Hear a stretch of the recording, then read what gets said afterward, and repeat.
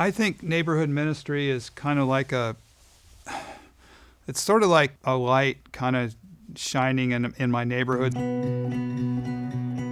I think one of the ministries that I personally do is I walk around in my neighborhood and I get to know my neighbors. And so I have a big dog and we take him for walks every single day in my neighborhood. And so I'm just talking with my neighbors and getting to know them. And I am a firm believer in sharing the gospel as the opportunity offers.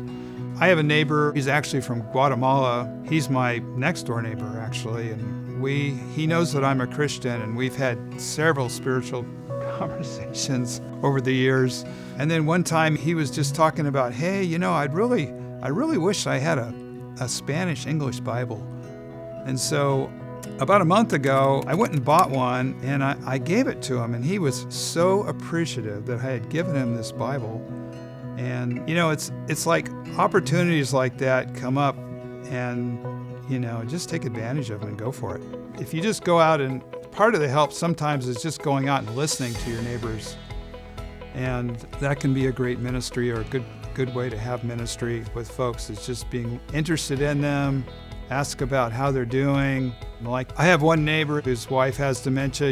It's like whenever I have an opportunity, I stop and just talk with him and encourage him, because in a neighborhood, you're there for years and people get to know you and you can really have an influence on them. But you kind of have to put yourself out there a little bit, and you just have to be willing to just be friendly and open and greet people as you walk by. And people like that. I think, most people are glad to interact with you, at least to some degree. I mean, sometimes you never get past hi or waving, but other people are definitely willing to talk, and you can have a chance to have a spiritual conversation with those folks. It's pretty fun, actually, when you go out. Like in my neighborhood, I know quite a few neighbors there, and some of my neighbors are just really good friends now. So it's pretty awesome. And the reason why I share my faith is because in the Bible, we're commanded to share our faith, go out into the world and preach the gospel.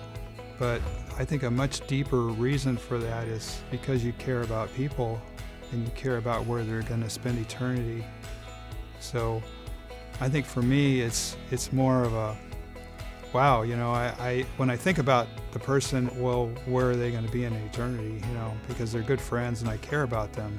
But really anybody that you meet could be a potential person to share the gospel with. I just feel like it's a good way to have ministry, and if you approach it right, people are not offended. They know what you believe, and they know you're a Christian, and they know, when you have a chance, you share with them. And sometimes people will say things about their walk with God or their search for God or something, just kind of out of the blue, and you're not even talking about that with them.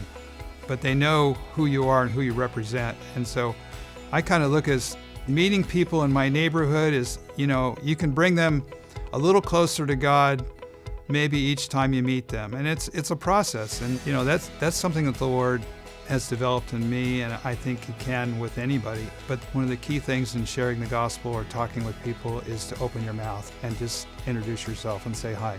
So since I tend to be sort of a shy person by nature anyway, I take that adage to heart, and if you just say hi and then start talking, it's amazing how you can have opportunities to talk to people about Christ.